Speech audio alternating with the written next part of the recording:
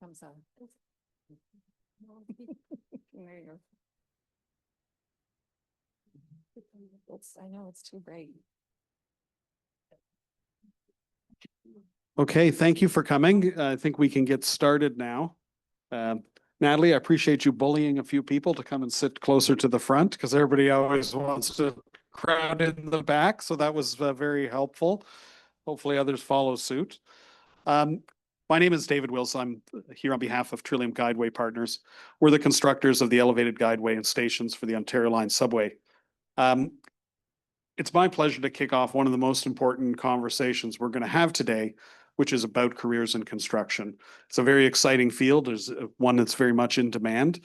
And I think there's a lot of interest out there for people who are looking for careers from a very broad spectrum. I'm the community engagement and communications myself, but there's a whole bunch of other functions within these projects that are pretty exciting.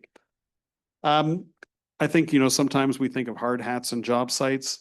There's a lot more to it than that. We have offices full of people who are managing through contracts and managing through quality procedures, environmental standards, all sorts of interesting things that have to come together to make the project a success. So I'm going to, first of all, because I made this mistake earlier, I'll start with a land acknowledgement. This is something that we do for all Metrolinx and Ontario Line projects. We want to take a moment to acknowledge we are on the lands that have been and continue to be home to many Indigenous peoples, including the Anishinaabe, the Haudenosaunee, and the Huron-Wendat peoples. We are all treaty people. Many of us have come here as settlers, as immigrants, or involuntarily as part of the transatlantic slave trade in this generation or generations past. We acknowledge the historic and continued impacts of colonization and the need to work towards meaningful reconciliation with the original caretakers of this land. We acknowledge that Metrolinx operates on territories and lands covered by many treaties that affirm and value the rights of Indigenous communities, nations, and peoples. We understand the importance of working towards reconciliation with the original caretakers of this land. At Metrolinx, we will conduct business in a manner that is built on a foundation of trust, respect, and collaboration. Now, the other thing that we do to start every meeting is that we share a safety moment. It's very important, especially for those working in construction, that safety is at the very top of the pyramid in our priorities. And that means everybody, not just the people who are on the front line or on the work sites. We want to make sure that we create a work environment where everybody goes home safely to their families every day. And that includes responsibility for everyone. We have a saying that is very common in construction. If you see something, say something. So it's not good enough that you walk by. If you see something that's not right, you say it, you report it, you fix it. At TGP, we've baked this in. We all go through extensive safety training, whether you're in the office or in the field. And it's very important, and we keep it up, and we talk about it at every meeting. So we start with a safety moment, which is what I'm doing here, just to remind people that that is part of everyone's job, not just those that are in the field. With that, I'm not going to continue to babble on. I'll turn it over to the people you came to see. So I'm going to introduce our panelists that are going to share some of their insights. Gabriela Tavaru, did I get that right? She's Director of Services, Engineering and Technology Projects for ACCESS Employment Canada. On the other end, we have Alana Stewart, Health and Safety Consultant with Infrastructure Health and Safety Association. Christopher Imecs, who's Project Coordinator, Engineering Architecture Skills Enhancement Bridging Program at Humber College. I had a conversation with him just a few minutes ago. I encourage you to do the same. It's really super interesting. We know it's a lot of the same people, which is great.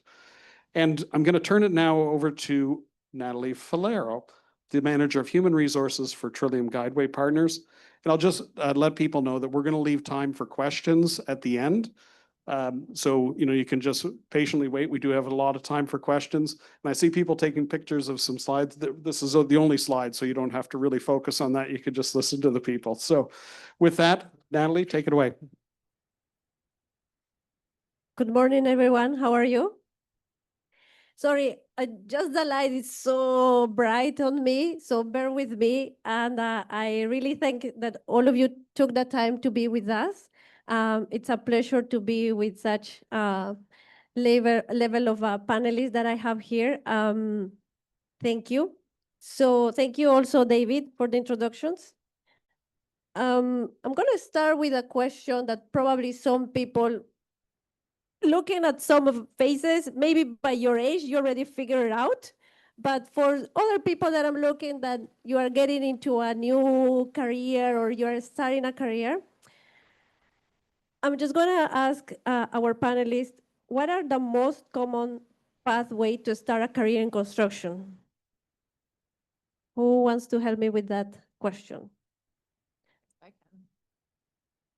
can. I may not be the best person to do this because I've done like 20 careers in my life already. Started out in an old-time dance band when I was 12. Moved into working for the Department of Highways and Transportation for a summer job. Went to university, moved to New York City, went to school for musical theater because I wanted to be famous. Look at me now, so yay. Moved to Ontario because I wanted to continue to pretend to be famous, but did nothing. Ended up in the corporate world, worked in marketing for a number of years. My ADD kicked in. My brother said, why don't you be a health and safety officer in construction? And I'm like, I don't know what that is. And so I went and took all my safety certifications. And then I'm like, well, these don't make any sense. How does this actually apply in the field? And I had an in at the Carpenters Union. So I actually joined the Carpenters Union, got my ticket, and then I mostly did scaffolding.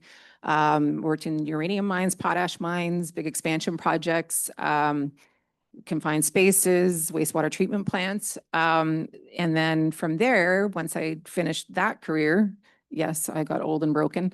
I joined IHSA, so health and safety. And what I usually say for people coming into IHSA or wanting to be a safety person is you usually have to go get injured in the field first. And then once you get injured, you're like, oh, wait, no, we don't do it that way. And then you teach people what to do. So that's kind of how I got into IHSA. I've been there for 6 years, but my advice is if you can get into a union, if that's what you want to do, if you want to get into the actual construction field itself, try to find a union, whether it's carpenters, laborers, electricians, whatever trade you want to do. If you go that route, once you get into that union, they'll support you and they have your name on the board. And when people are looking to hire people, your name gets put through and then you're automatically sort of placed in that placement. So that's one route to go. That's kind of the major one, I think, in my experience. Thank you. And just a fun fact that we all learned 2 minutes ago is this is being recorded and is going to be shared. So you're going to be famous because they will share it on YouTube. So yeah, thank you for that, Alana. I'll just sing a song later. Gabriela. I can add something. So besides the trades, there are some other pathways you can go into construction industry too. So if you are an engineer, you need an engineering degree and maybe connections in the field, networking with people in the field, professional associations, evaluating your skill gaps if you are an engineering newcomer, and approaching a program or an organization that can help you. There are also non-technical positions in the construction field. IT professionals can find employment in the construction field. Project management, it's technical, but it's the skills that are required are project management skills. So there are a lot of organizations supporting project managers, a lot of colleges, universities, community associations that offer programs to improve the skills in project management. So there are like trades, engineering, technicians and technologists, and there is a professional association in charge of licensing, or project management and other non-technical positions in the field. Thank you. Gabriela. Also add something to that. This is mostly focused on newcomer professionals. Probably the first thing is to get the right information at the right time, relevant information. And being here today, this is one of the sources where you can gather information. We see many students. I represent Humber Polytechnic, the Community Outreach and Workforce Development Department. The engineering program at Humber has been running for over 15 years, helped many newcomers. And I see many newcomers who come to Humber and they're looking at degree programs And when we hear that, we're thinking that they are looking to duplicate their education. There is no need for that. If you are a newcomer engineer or architect and you came to Canada, probably you already have 5, 6 years of study. So you would want to look for the shortest, maybe most cost-effective, most efficient way of getting back into your profession. And those are the bridging programs. So getting the right information at the right time and doing your homework, researching what's available. There is no better time now than any other time to get into the construction field, whether it's trades. And it's interesting thing about trades, because we talk about engineering and project management and architecture. Well, guess what? With trades, you can have a very good level of income, a very good standard of living. If you decide to move to the US, which I advise against, you can live in a gated community with $100,000 with a good trades degree. However, I'm happy that I'm in Canada. Everything that this country has to offer. So information, right expectations. You may have been a senior project manager in Dubai. Probably you will not be a senior project manager at entry here in Canada.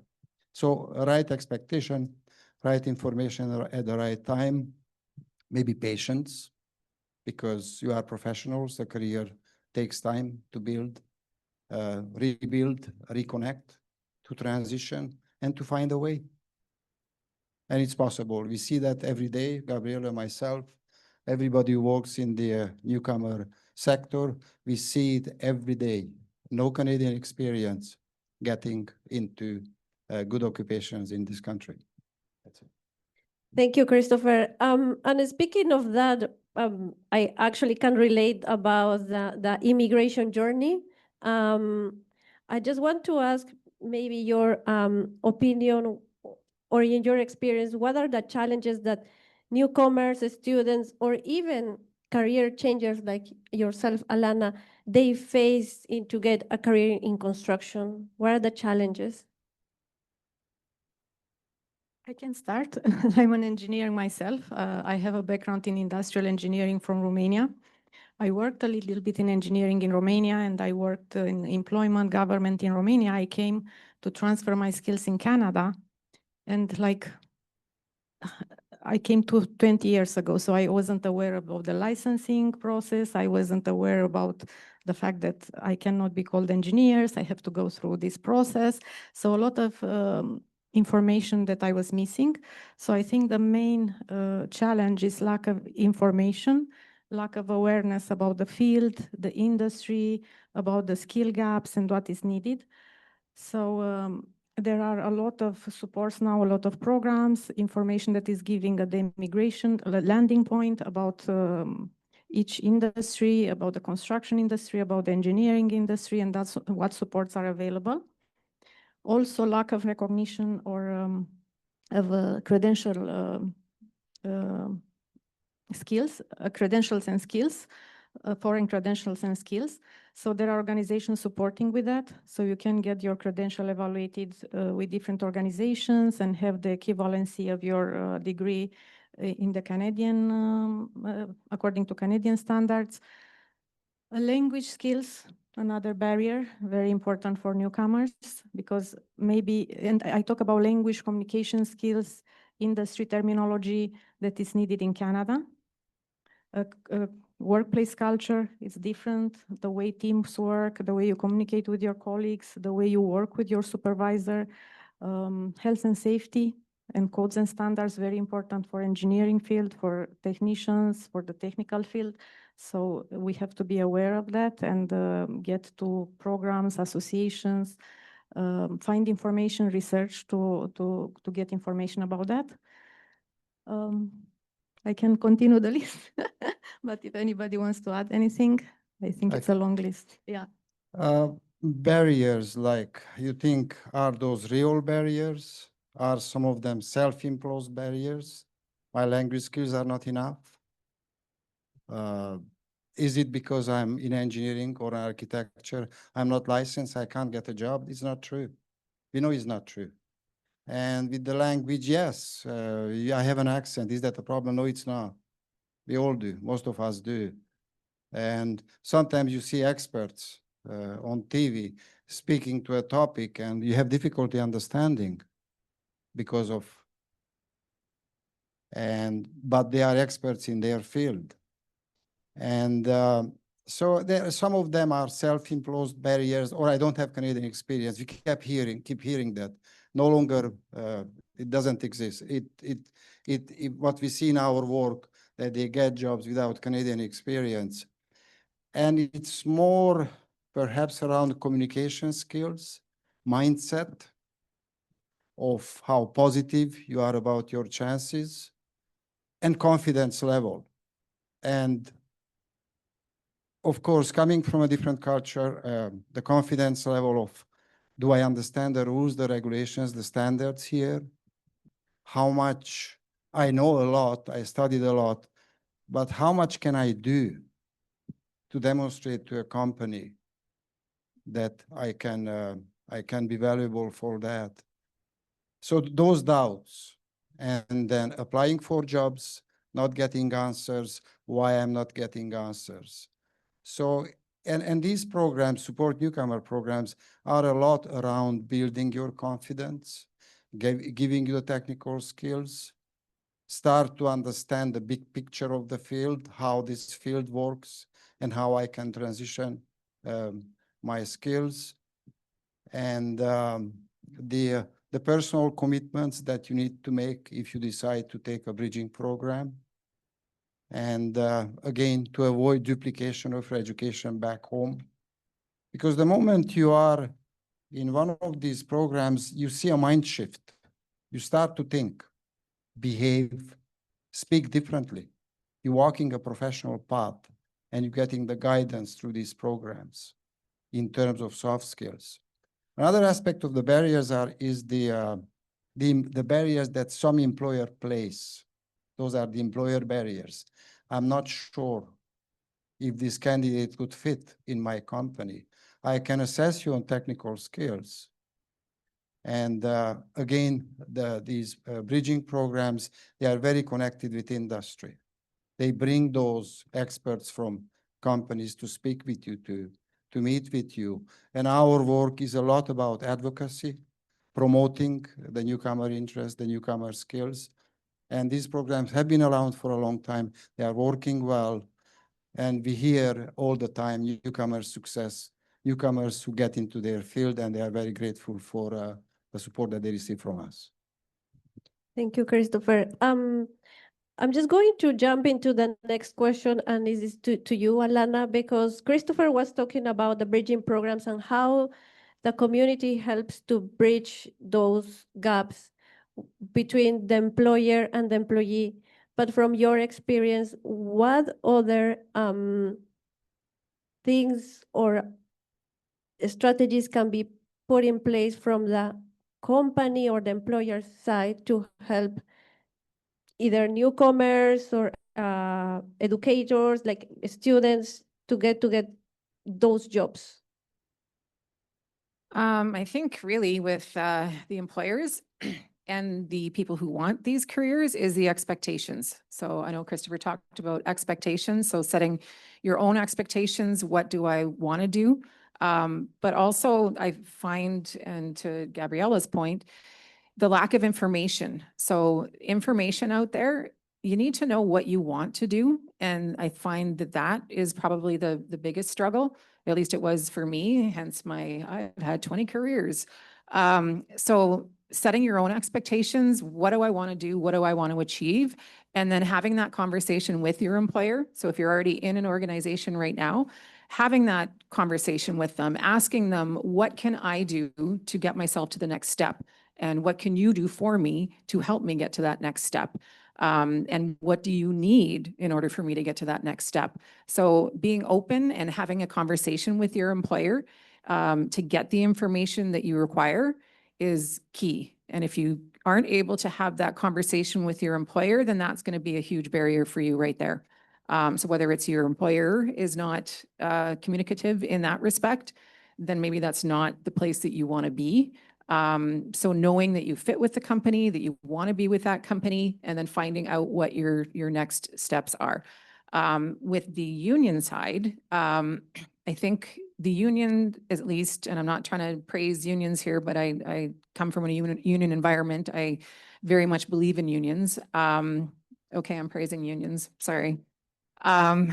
But I think what they do is they offer training right there. So once you get into a union, they offer training, and it's free training. They pay you to, well, they don't pay you, sorry. They give you free training in order for you to get the skills that you need to go and do the job that you want to do. And again, like I said, they place you in these companies when they're looking for people. So you already know that you're going to be placed somewhere. You will have a job. It is a very lucrative career if you want to do the trade side of things. Like Chris said, you get a lot of, you work your way up. So you start kind of low-ish on the salary scale, but you do work your way up. And even from there, you don't have to stay in the trade per se.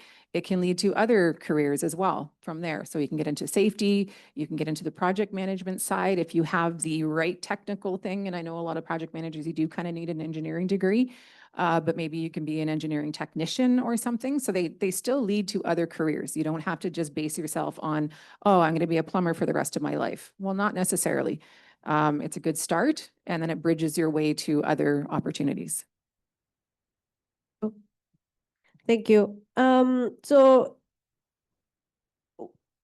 all of you mentioned about the education, the certification, getting to talk to your employers about that.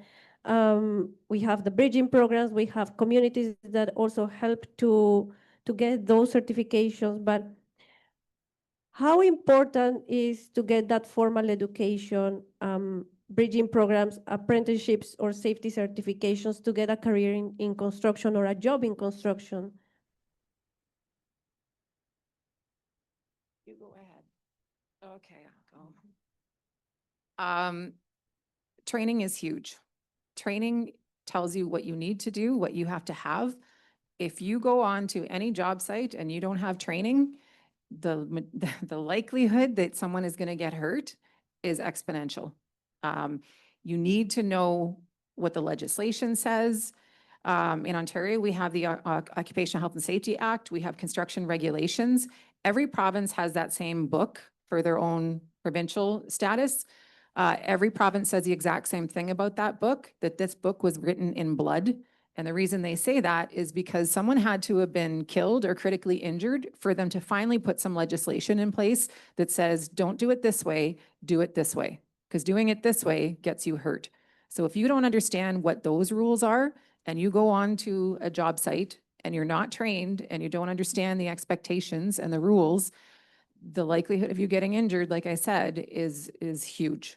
So training is number one key. Training for the specific job that you're doing, but also the health and safety training. So yes, I come from a health and safety organization, so I will tout that. But what we do is protect workers. So we train you to help you understand what you need to do, what you have to have. We give you your certifications. We can't stress enough about how training is important. A new coroner's inquest had just come out. It's a 180-page document that we received that our company had helped work with the coroner for. And one of the things that I just found out, it just came out, I think, on Friday, was that in 6 years, Ontario has had 26 fatalities from falls from heights. So that is huge. That is a horrible number, 26 fatalities in 6 years in Ontario alone, just from working at heights and falling from heights. So we do have training in place for that, but in 2015, they really changed the standard. They made working at heights a specific standard to train more workers. I didn't quite catch what years they were looking at for these 26 fatalities. But again, we put training in place. We're trying to make sure that it's going to prevent falls. A lot of these falls are from roofs, from ladders, from scaffolds. So again, if you don't have that training and you don't understand what you need to do when you start working at heights, bad things are going to happen. Thank you. May I add something?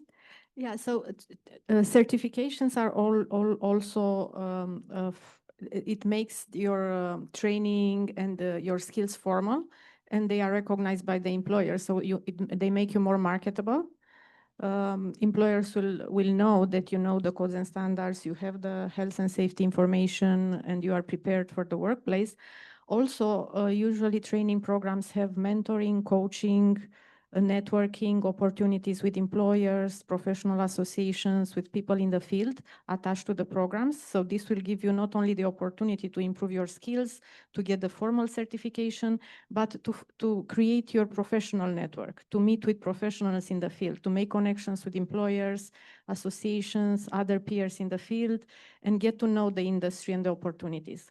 Because, for example, in construction, you'll think, okay, I'm a civil engineer, I only look for opportunities with the title of civil engineers.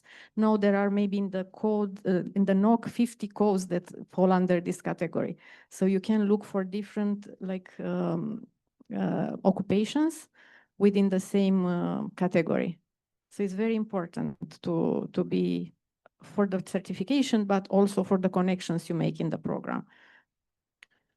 Training and certification. Yes, I agree.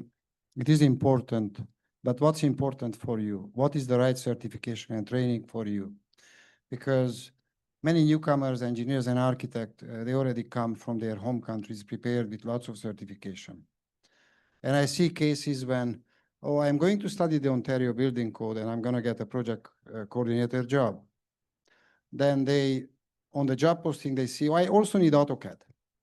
Okay, now I'm going to study AutoCAD and add it to my resume. Then, oh, maybe I need some project management. So again, which is the course or the certification training that I need for my field to get into a job?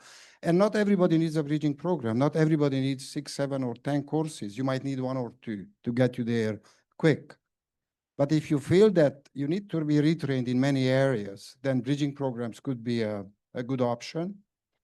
And that leads us again to the PEng designation, a misconception among newcomers that I cannot get a job in engineering unless I'm a PEng. We know that's not true. Same for architecture. What Gabriela said about networking, the beauty of these bridging program is that to develop those networking skills, because that's all you hear in Canada, networking, networking, networking. What is it? You bring the human capital from your home countries. That's your experience. That's your education. Undeniable. You have that. You bring that to Canada. What you leave behind is your social capital, your networks, your colleagues, the field that you worked in. So for you to develop in this country, in your field, you need that social capital. How do you do that? Through networking, through events like this, through associations, through the organizations that you belong to, because then you are networking with people who are in the same field. Then you start to learn, you get into employment. And then the moment you are able to secure your first job, then you are able to unlock your experience and education. Because as an employer, I don't know about your experience and education. Maybe you are a civil engineer, but you have a master's in structural engineering. Once you are on the job, I can see that, oh, you understand the structural engineering, you have a master's in that.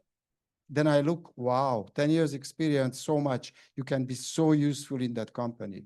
So the experience that you bring is very important. The other aspect of this one, the social skills, the networking, how do you connect with people, both beneficial. Thank you, everyone. I'm just going to wrap this part because we want also to hear from you. Just to highlight what everyone has said about your experience is important, get those trainings, and especially never underestimate the human connection. I always tell that to people. Networking goes beyond exchanging cards. It goes to connect genuinely with people. And trust me, there are people outside that they don't know you, but they are willing to help you. Look for those communities, come to this type of event, go and do it, and don't be afraid. It's not about if you're an extrovert or if you talk about a lot. It's not about that. It's just putting yourself there and trust me, you will get something. And I have seen many people doing it, and I'm sure everyone can also do it. So thank you, everyone. What I'm going to do right now is request from this side, meaning you folks, to help me asking them, taking advantage of these experts, and ask any question that you want. Anything that you can think of, please, this is your time. We want to hear from you.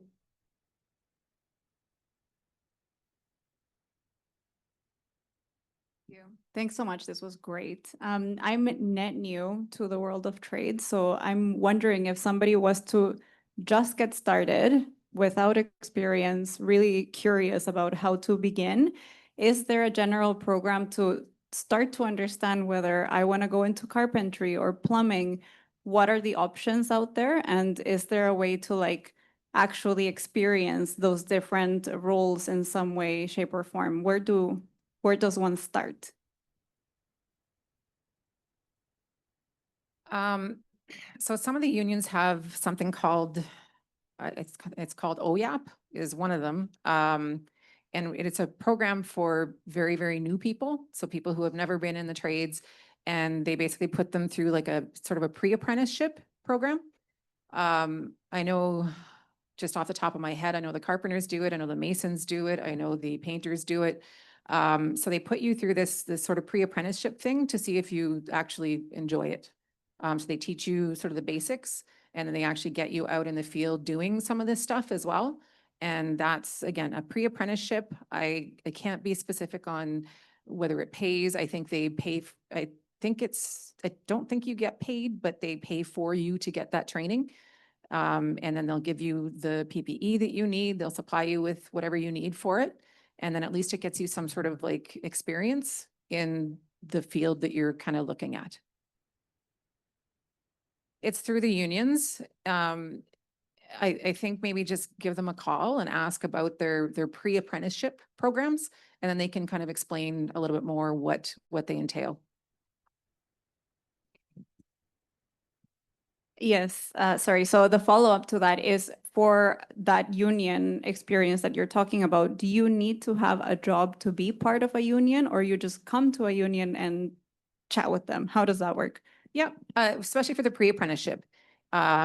If you're taking any of their like basic training or something, yes, you need to have the hours already built up in order for you to get into the union specifically. But the pre-apprenticeship, you don't need any experience whatsoever.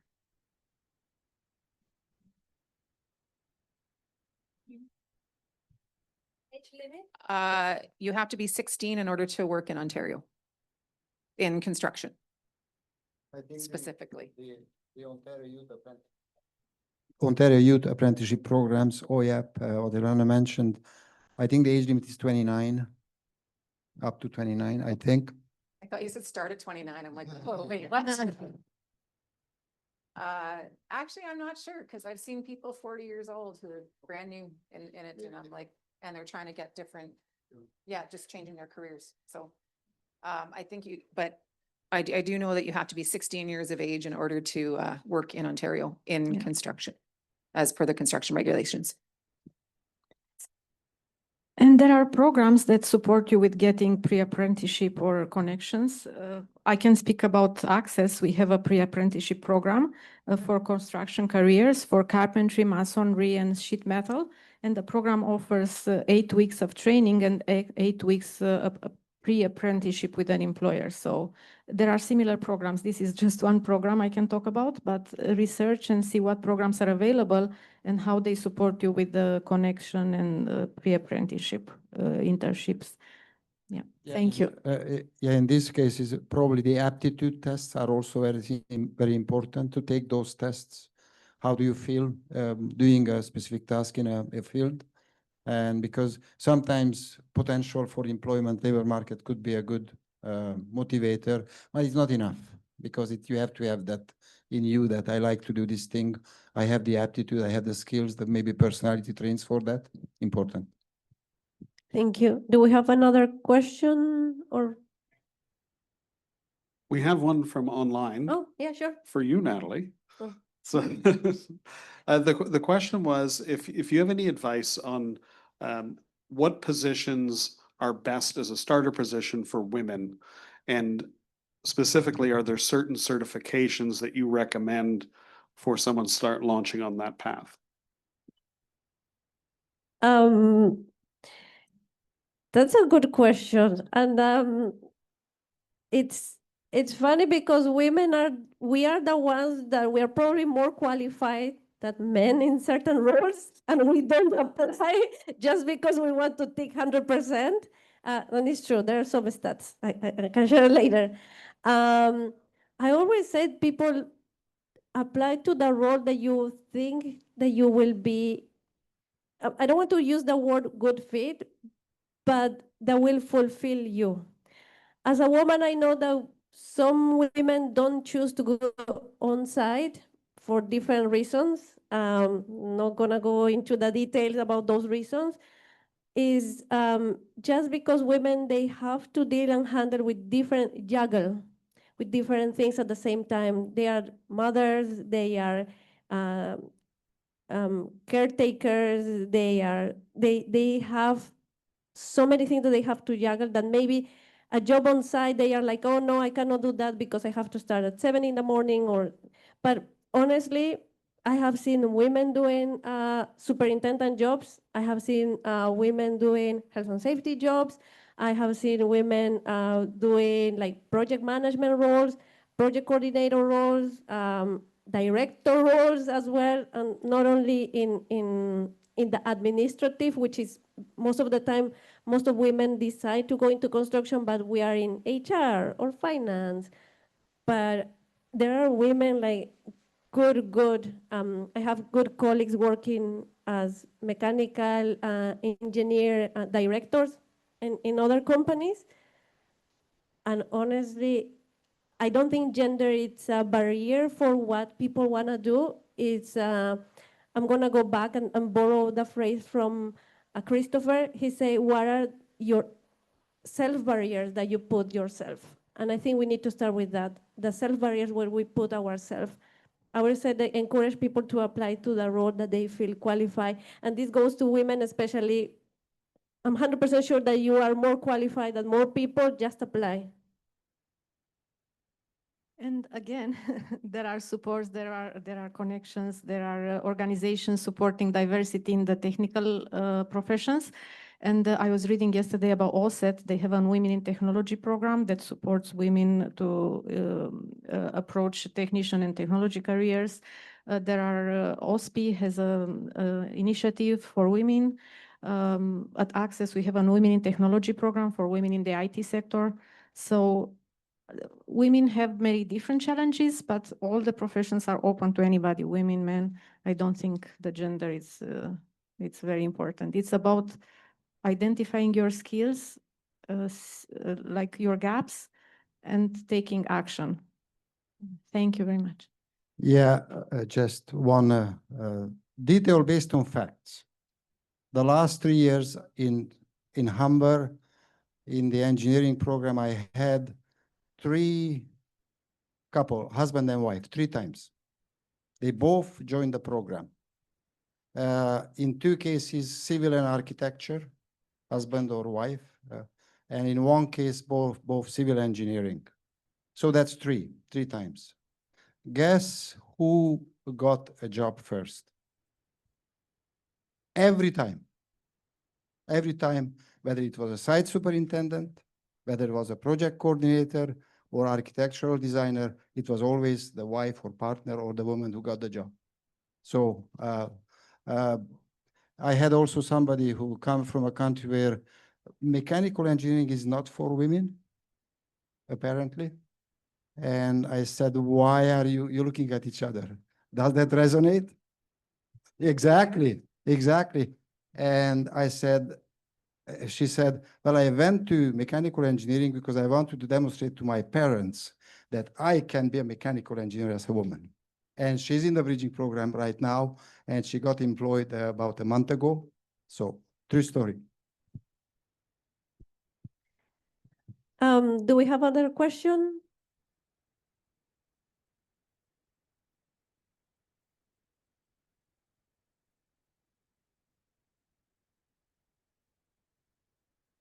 Gabriela, this is a follow-up to the question I asked earlier. How can they access these supports that you were talking about? If you can give them some direction on where to find information, how to connect. Women or newcomers, career changers? Well, this was the question About the women? about women, but I think it's relevant for all. Yeah, there are a lot of initiatives. Like if you look at professional associations, community organizations like ACCESS, academic organizations like Humber, we all have some initiatives supporting integration of women and diversity in the technical professions. We all have programs, not only for women, men, anybody like fresh graduates, career changers, newcomers. But for women, I would just go to Google and either to Professional Association of Interest. For example, if you are a women engineer, you go to Ontario Society of Professional Engineers, Professional Engineers Ontario, Engineers Canada. OSET is Ontario Association of Certified Engineering Technicians and Technologists, construction associations.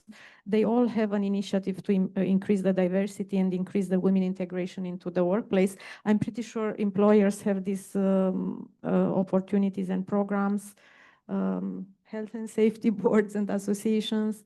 Like I know there are initiatives that support women.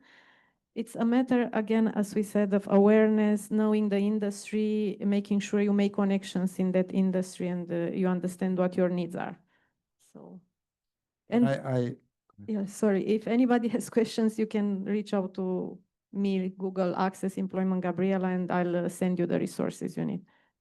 One good option also could be you go to the Employment Ontario Partners Gateway. Employment Ontario, it's a one-stop shop employment services. Type in your postal code, and that will tell you what is your nearest service providers. So usually those service providers, employment services, have information about training, about apprenticeships, about trades, settlement, or any issue. So that could be also a source of information as to where you're going to go next as a referral source. Yeah, you're right. And again, because I work with ACCESS Employment, any similar organization will support you. You'll have an employment consultant working with you, helping you to create your career path, what resources you need, connecting you with the programs or supports you need. So you don't have to be alone in this journey. So as somebody will help you. Thank you. I'll just add one thing to what you were talking about, just from networking with people out in the room earlier. If they don't know, they might say, oh, you should talk, Gabriela may very likely say, you should talk to Christopher. He would be appropriate for you. They don't compete against each other. They actually just share and work together. So, you know, my advice is start with any one of them and they will help you and point you to other resources. It's just that first step. Yeah, we work together. Our program is in partnership with Humber College, Seneca. Like we work together. Yeah, we don't compete.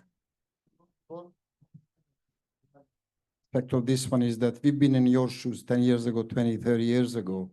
So we understand your challenges. We know what is difficult for you. What we also learned, the career pathways may be the right advice for you. That comes from experience. That's based on what we hear and how we supported other newcomers in our careers. Thank you. Do we have time for another question? Okay. Thank you for your intervention. Since, for my concern, the biggest issue that we might have as international trained people is getting contact with the employers so we can showcase our skills, our competencies. Can we discuss about internship with the employers, see how we can facilitate that for the international trained people?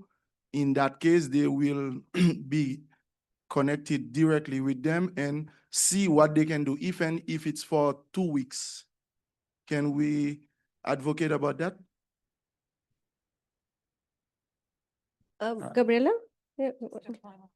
I can Yeah. talk about it. Yeah, there are programs who have internships attached or co-ops, and there is a federal internship program that the federal government has, and like technical professions, engineering are covered by this program, and agencies like ACCES, I think Humber College, we participate in these programs. So again, community organizations can connect you with multiple resources and depending on your needs, including internships. And not also internships, but we work with employers like Trillium, Gateway Partners. We work with them. We had events, hiring events, recruiting on the spot. So there are so many resources, and services are free. So our services are free. So you don't have to worry about financial challenges you may have.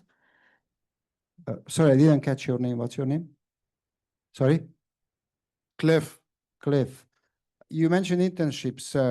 How do you know that you need an internship? Why you need an internship?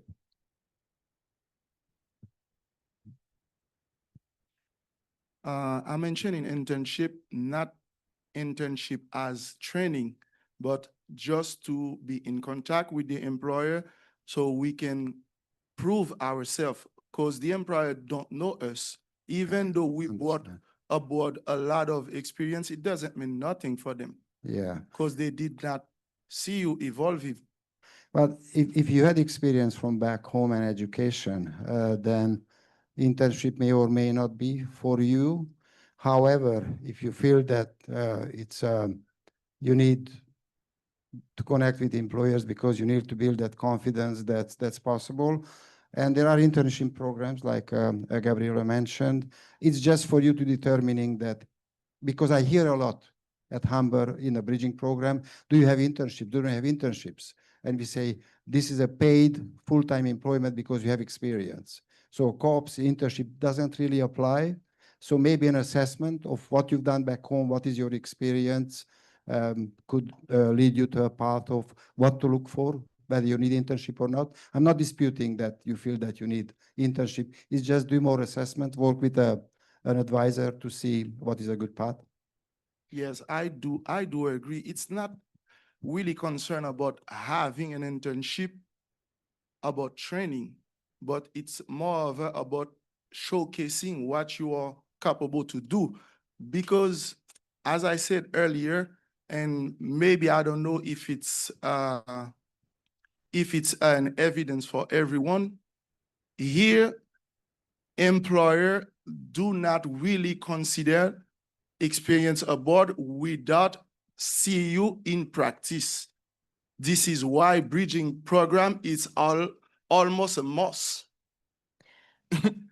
This is why I'm just asking about it. I think I get your point, and you bring a good point. That sometimes I get into trouble for saying this, but the challenge that people newcomers they face sometimes is not their experience, it's the mindset of the employers.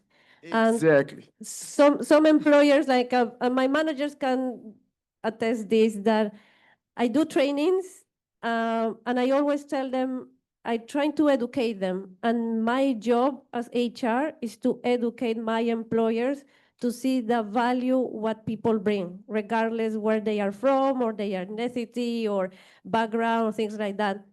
If they can just connect with them. Now, that's from the employer side, but from the candidate side, I always tell people, be strategic, because sometimes people I receive like hundreds and hundreds messages on LinkedIn, and when people approach me in a way that are strategic, I tend to respond. And those people, like, they know that I will connect with them because they didn't tell me, oh, this is my resume, or can you find me something? I receive messages like that, as I don't have that time to go and review. Whereas when I receive messages on LinkedIn saying, hey, I saw your profile, this or that, like, people that took that time to put a strategy into place, those are the people and that take time. And that's, to Christopher's point, is that you need probably, or people need, including myself, like an advisor or networking on getting into connections. Like, again, you don't know if in your next barbecue or in your next social event, you can meet someone. I have hired people that way. So connections are very important, but not in a transactional way. Just put yourself there, but be strategic. I will recommend to do that. And there are some organizations like ACCES or Humber or different organizations that they will give you, they will give you that guidance on that. And be strategic is very important. For example, what I would do, I would look at organizations or employers that are of interest to me, what skills they are looking for, what job postings they have, what requirements they have, and focus on that, because we have a lot of skills, but what skills are important for that employer, no? Maybe they don't want to see my whole list of skills. If project management is important, planning, or just list those skills and try to connect with somebody from that employer. Try to go to networking events. Go and talk, go to a construction field, be aware of health and safety there, and talk to somebody and see, okay, you got your job here. How did you get your job? What skills did you have? Present your skills, but focus on the essential skills that are required by that employer. So customize. Not all employers require the same skills, not all have the same positions, not have different workplace cultures. So focus on the employers and target them and connect with people from there. I think it's a good strategy. Thank you very much. You're welcome. I'm just going to give a shameless plug to the program at 6 o'clock that ACCESS is leading on this very topic about interview techniques and skills, resume writing, and how to present yourself. So that will be online and in person here at 6 o'clock, led by one of your colleagues at ACCESS. So if that's your interest, I encourage you to come. We do have a couple more questions online. This one's very specific. Are there any programs for individuals that have construction experiences but don't have status in the country?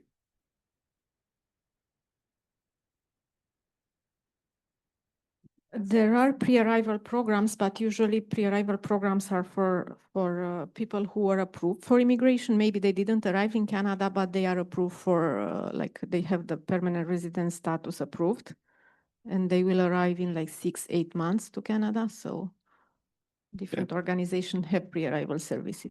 I think this question is specific for somebody who's here who doesn't have status. How do they, if they want to look at a career in construction, and using that experience, is there a pathway to gaining that status? It depends on the status. If they have work permit, I think there are some programs funded by provincial government for people with a work permit. Visitors, I don't think, you have to have a certain status to be eligible. I don't like the word, but yeah, suitable for these programs. Yeah, as long as they have a valid work permit, employment is open.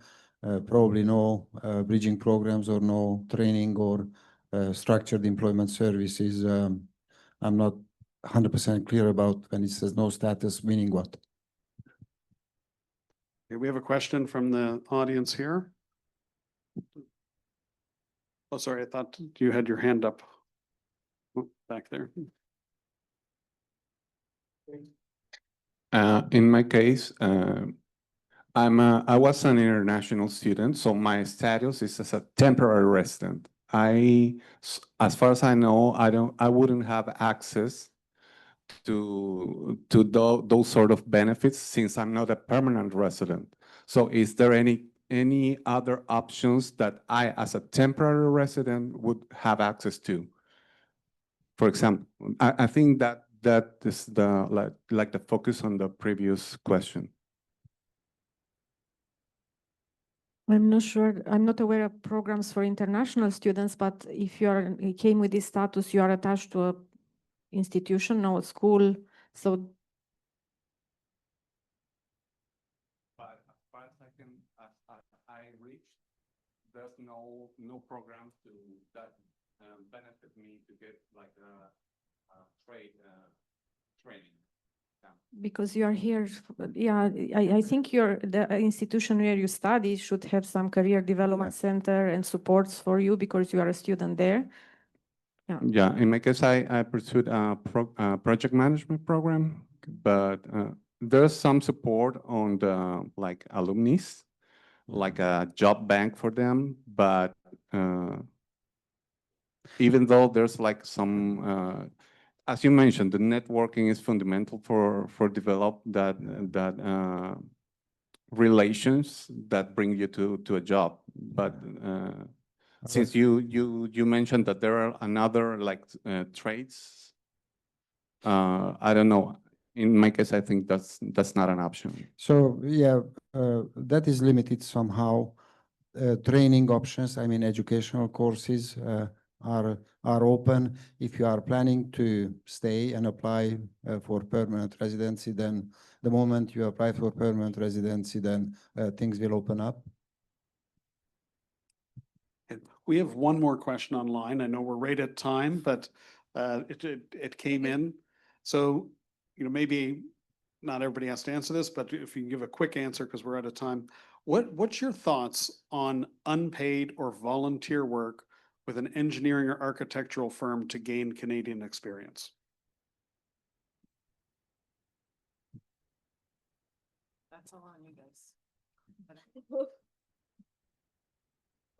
I'm not a fan of that. However, there might be cases when you need a week or two or a month, avoid stretching it into a longer period of time unless there is a guarantee that maybe they hire you at the end. I see it rarely, 2 weeks, 3 weeks, maximum a month. If you're coming with experience in education from your home country, then the bridging programs are a good option, paid, full-time paid employment, but there are exceptions. Yeah, and again, maybe it's a way of gaining experience, but it should be limited. And usually at ACCES, and I know at other partners, we have experiential learning or project-based learning attached to our projects. So it's a limited project you work on in a group setting with the employers. So to get to know the employers and get experience, but it has to be structured and it has to be very well designed. So I'm just going to add something, not only as HR, but as a person that got their first job in Canada doing volunteering in Montreal. This was, I just want to clarify, this was in Montreal, different provinces. You know, Quebec has different laws and things like that. I think it's, from a health and safety perspective, I think employers cannot employ unpaid people for different reasons, but I would encourage, as Christopher and Gabriela were saying, to apply, get the strategies and things like that. But also, I always encourage doing volunteer, and there are ways to do volunteers and meet people through volunteering in some associations or organizations. There are the Project Management Institute, they receive volunteers. There are many from your own communities, like I come from a Latino background, and Latinos, we have like tons of organizations that we provide volunteering experiences with people in the industry. So if somebody is interested in doing volunteering in the construction industry and get to know some networking, please let me know. And if you speak Spanish, that would I will help you better, because most of those organizations are Spanish speakers, but I also can connect you with the Brazilian Project Management Institute. They look for volunteers. So there are many ways to do volunteers through associations that are non-profit that can help you with that, and they have the connections at the network.